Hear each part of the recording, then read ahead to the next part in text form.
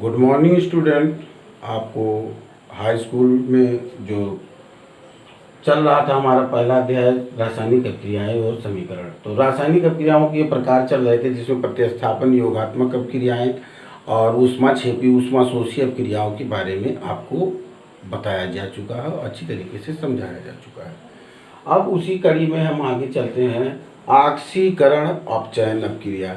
ये अभिक्रिया देखिए 3 बिंदुओं से मुख्यतः निर्धारित होती है और उसके साथ साथ जो है ये बहुत महत्वपूर्ण अभिक्रिया है। इस अभिक्रिया से केवल जो है न्यूमेरिकल के भी क्वेश्चन बनते हैं। यह अभिक्रिया भी आती है परिभाषा और इसके उदाहरण लिखने में, कॉम्पिटिटिव एग्जामिनेशनों में, पॉलिटेक्निक में, टीचिंग एग्जामिनेशन में और यूपी पेट में, इन सभी चीज़ों में इससे प्रश्न किए जाएंगे सामान्य विज्ञान के अंतर्गत। तो देखिए आज हम ऑक्सीडेशन रिडक्शन रिएक्शन, इसको रेडॉक्स अभिक्रिया भी कहते हैं, इसको हम अभी आगे समझाएंगे। पहले हम आपको मूलभूत चीज़ों से समझाते हैं कि ऑक्सीकरण क्या है, अपचयन क्या है। और ऑक्सीकरण और अपचयन इन दोनों को मिलाकर इन दोनों की क्रियाएं जब साथ साथ होती हैं तो उसको हम ऑक्सीकरण अपचयन अभिक्रिया या रेडॉक्स अभिक्रिया कहते हैं। तो रेडॉक्स अभिक्रिया क्यों कहते हैं देख लीजिए। इसका ऐसा है, ये देखिए ऑक्सीडेशन का OX है और देखिए रिडक्शन का है RED। अपचयन को अंग्रेजी में कहते हैं रिडक्शन, ऑक्सीकरण को अंग्रेजी में कहते हैं ऑक्सीडेशन। तो जब ऑक्सीकरण और अपचयन अभिक्रियाएं साथ साथ होती हैं तो इनको ऑक्सीकरण अभिक्रियाएं, ऑक्सीकरण अपचयन अभिक्रियाएं या रेडॉक्स अभिक्रियाएं कहते हैं। तो रेडॉक्स कहाँ से आया है, शब्द डिराइव हुआ है ऑक्सीडेशन का OX और रिडक्शन का RED। इसी RED और OX को मिलाकर बनाया गया है रेडॉक्स रिएक्शन। तो पहले हम जब ऑक्सीकरण और अपचयन समझ जाएंगे तो फिर दोनों की क्रियाएं किनमें साथ साथ होती हैं तो उसको बहुत आसानी से हम समझ सकते हैं। रेडॉक्स अभिक्रियाओं को पूरी अच्छी तरीके से आपको समझाया जाएगा। तो पहले हम देखते हैं ऑक्सीकरण। तो देखिए ऑक्सीकरण में इसमें कई सिद्धांत हैं ऑक्सीकरण और अपचयन के। मुख्यतः देखिए इलेक्ट्रॉनिक सिद्धांत को हम मान्यता देते हैं। इलेक्ट्रॉनिक सिद्धांत के आधार पर ही तत्वों का निर्माण और रासायनिक क्रियाओं को हम समझ सकते हैं। तो इसलिए लेकिन हम पहले इसके सामान्य सिद्धांत को, आप ऑक्सीकरण क्या है, तो उसका जो ऑक्सीजन, ऑक्सीकरण जैसा शब्द है ऑक्सीजन, किसी भी पदार्थ में अगर ऑक्सीजन जुड़ जाए तो उसी को ऑक्सीकरण कहते हैं। किसी भी पदार्थ में ऑक्सीकरण अगर जुड़ रहा है तो वो ऑक्सीकरण हो रहा है। ऑक्सीजन जुड़ जाए किसी पदार्थ में तो ऑक्सीकरण होगा। जैसे कार्बन में हमने O2 जोड़ दिया, कार्बन डाइऑक्साइड हो गया, तो उसमें कार्बन का ऑक्सीकरण हो रहा है क्योंकि कार्बन किसमें बदल रहा है, CO2 में, कार्बन डाइऑक्साइड में, तो उसका ऑक्सीकरण हो रहा है। तो ऑक्सीजन का जुड़ना ऑक्सीकरण है। अथवा किसी पदार्थ से हाइड्रोजन निकल जाए, देखिए ऑक्सीजन जुड़ जाए तब भी ऑक्सीकरण होगा, अगर हाइड्रोजन निकल जा रहा है उस पदार्थ से तब भी ऑक्सीकरण होगा। ऑक्सीजन का जुड़ जाना ऑक्सीकरण है और हाइड्रोजन का निकल जाना भी ऑक्सीकरण है। अब आते हैं हम इसके जो मूल सिद्धांत, इलेक्ट्रॉनिक सिद्धांत जो रासायनिक रूप से, वैज्ञानिक रूप से मान्य है, उसमें ऑक्सीकरण हम किसको कहते हैं, संयोजकता के इलेक्ट्रॉनिक सिद्धांत के आधार पर। तो उसमें होता है जब कोई परमाणु या आयन, जैसे कोई परमाणु है, आयनों पे आवेश होता है लेकिन परमाणु और अणु और मूलक मुक्त अवस्था में होते हैं, अर्थात विद्युत उदासीन होते हैं। ठीक उसी प्रकार यौगिक भी विद्युत उदासीन होते हैं। अभी हम इसको जब ऑक्सीकरण अपचयन का अभिक्रियाओं को साथ साथ रेडॉक्स अभिक्रियाओं को समझाएंगे तब आपको पता चल जाएगा, यह चीज़ें पूरी तरीके से क्लियर हो जाएंगी। देखिए जब कोई परमाणु, परिभाषा को ध्यान से पढ़िएगा, या आयन एक या उससे अधिक इलेक्ट्रॉन त्याग करता है, निकाल देता है, तो इस प्रक्रिया को ऑक्सीकरण कहते हैं। इसके द्वारा मतलब ऑक्सीकरण प्रक्रिया द्वारा धनात्मक संयोजकता बढ़ती है, अर्थात जो तत्व निकाल रहा है इलेक्ट्रॉन उस पर क्या होगा, धनावेश आएगा। और वास्तव में अगर आप देखेंगे तो धनायन बनाने का गुण है धातुओं का। धातु अक्सर क्या करते हैं, इलेक्ट्रॉनों को त्यागते हैं और धनायन बनाते हैं और उनकी धनात्मक मुक्त परमाणु उनके इलेक्ट्रॉन को त्याग कर धनायन बनाते हैं। कैसे बनाते हैं अभी हम रेडॉक्स अपक्रिया बताएंगे। सोडियम क्लोराइड का बनना, मैग्नीशियम क्लोराइड का बनना, तब आपको सब क्रमबद्ध रूप से क्लियर होगा। देखिए केमिस्ट्री एक जो है मैथमेटिकल ऑर्डर में है। इसमें जब आप एक क्रमबद्ध रूपों से जब सूत्र बनाना और ऑक्सीकरण अपचयन क्रिया या अन्य चीज़ों की इसकी बेसिक्स को समझेंगे तब ये बहुत आसान होगा।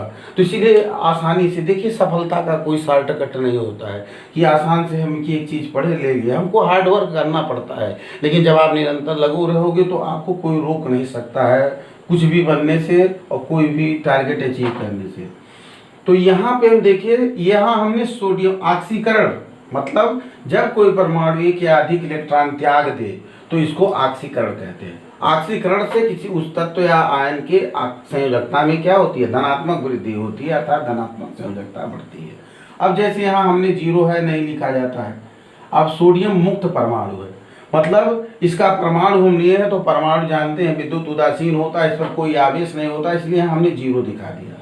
लेकिन जब सोडियम एक इलेक्ट्रॉन त्याग दे रहा है, यहाँ पे देखिए तो ये क्या बना रहा है, सोडियम आयन बना रहा है। तो यहाँ पे देखिए ये ऑक्सीकरण की क्रिया हो रही है। क्यों? क्योंकि ये एक तत्व है सोडियम जो क्या कर रहा है, हमारा एक इलेक्ट्रॉन त्याग दे रहा है। तो इलेक्ट्रॉन त्यागना ऑक्सीकरण। इलेक्ट्रॉनिक सिद्धांत के आधार पर ऑक्सीकरण की परिभाषा क्या है, जब कोई भी परमाणु अथवा आयन या उस एक या उससे अधिक इलेक्ट्रॉन त्यागते हैं तो क्या होता है, इसी क्रिया को ऑक्सीकरण कहते हैं, ऑक्सीकरण होता है। इससे धनात्मक संयोजकता बढ़ती है तत्व की।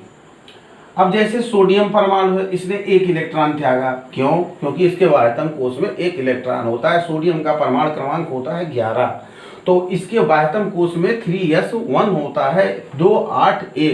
तो एक इलेक्ट्रॉन त्याग कर ये 28 अष्टक की अवस्था, किसकी अवस्था प्राप्त करता है, अष्टक का।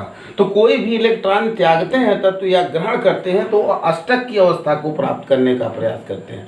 संयोजकता के इलेक्ट्रॉनिक सिद्धांत में अष्टक सिद्धांत को यह माना गया है कि यही तत्वों की स्थिति को निर्धारित करता है। अष्टक का सिद्धांत क्या है?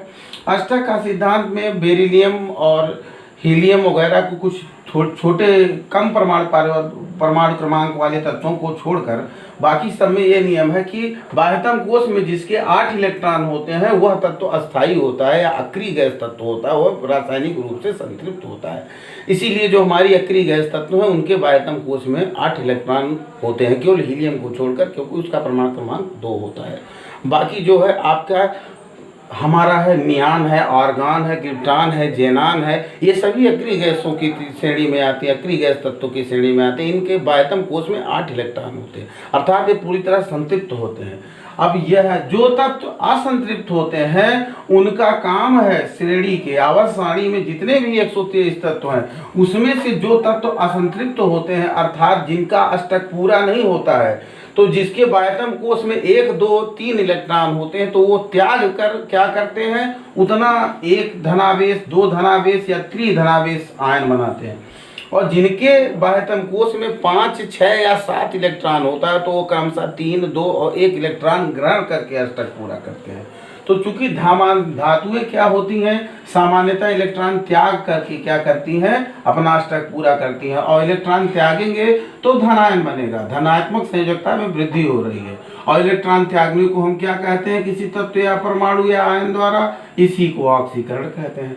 तो देखिए इलेक्ट्रॉन अभी ये उदासीन था सोडियम परमाणु, उसने एक इलेक्ट्रॉन त्यागा अर्थात ऑक्सीकरण की क्रिया हुई।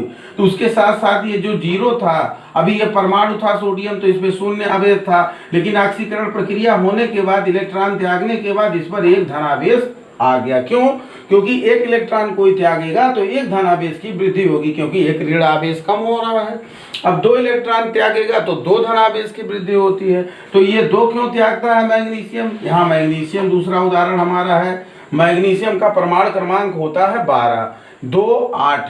अब 2, 8 ये 1 होता है, ये 2, 8, 2 हुआ, ये 1 त्यागा तो 2, 8 बचा। 2, 8 किसकी संरचना है? नियान की। और नियान क्या होता है? अक्रिय गैस होता है। अब इस प्रकार ये दोनों सोडियम और मैग्नीशियम दोनों, सोडियम 1 इलेक्ट्रॉन त्याग कर नियान की अवस्था प्राप्त कर लेगा, 10 परमाणु क्रमांक है जिसका तत्व। नियान का परमाणु क्रमांक 10 है। वह पहला क्या है आपका?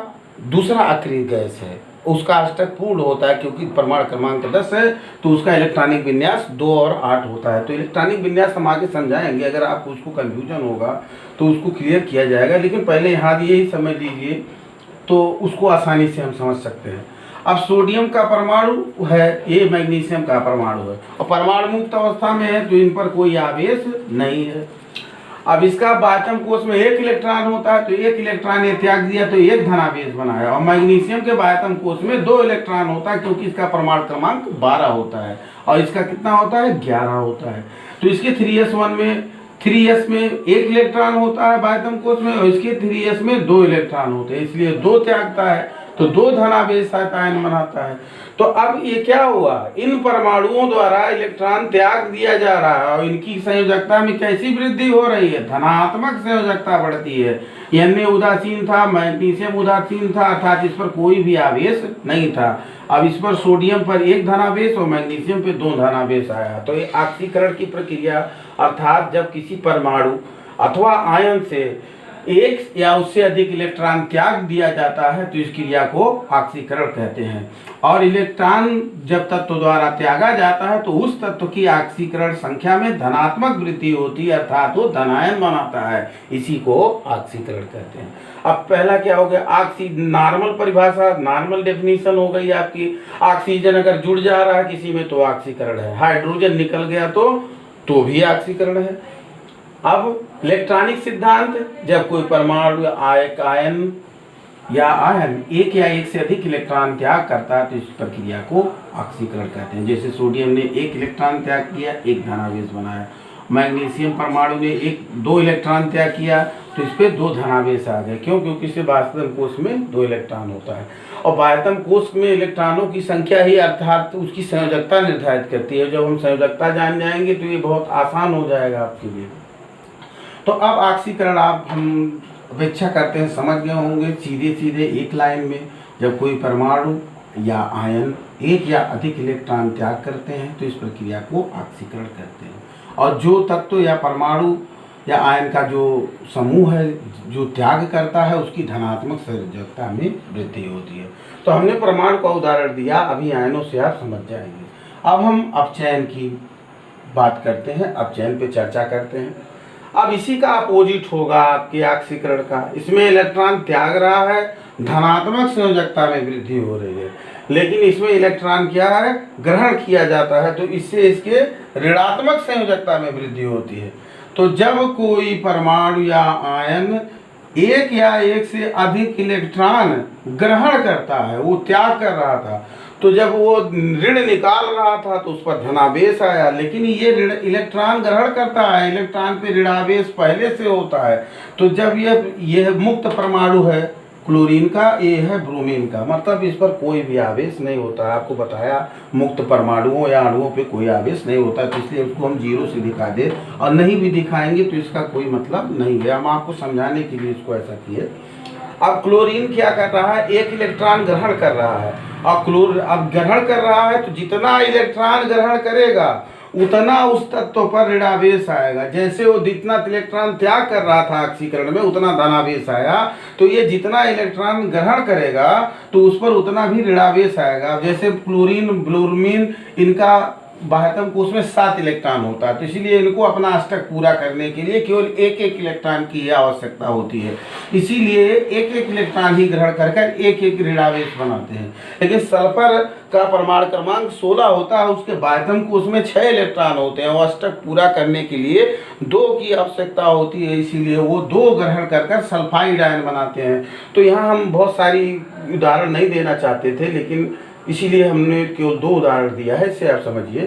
तो अपचयन क्या हुआ, जब कोई परमाणु या आयन 1 या 1 से अधिक इलेक्ट्रॉन ग्रहण करता है तो इस प्रक्रिया को अपचयन कहते हैं। जैसे क्लोरीन एक मुक्त परमाणु है, इस पर कोई आवेश नहीं है, इसने 1 इलेक्ट्रॉन ग्रहण किया, क्लोरीन क्लोराइड आयन बना। ब्रोमीन पे क्या होता है, ब्रोमीन का एक मुक्त परमाणु है जिस पर कोई आवेश नहीं है, इसने 1 इलेक्ट्रॉन ग्रहण किया, इस पर से क्या बना, ब्रोमाइड आयन बना। क्यों? क्योंकि 1 इलेक्ट्रॉन आया, इससे जुड़ा तो 1 इलेक्ट्रॉन पे 1 माइनस होता है, इसलिए इस पर कितना आवेश आ गया, ब्रोमीन पे 1 माइनस आवेश आया और ये ब्रोमीन परमाणु ब्रोमाइड आयन में बदल गया।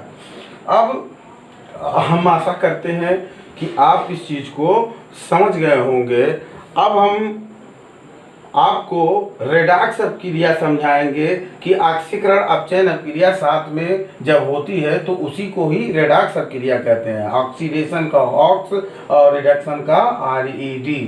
इसी के लिए जो है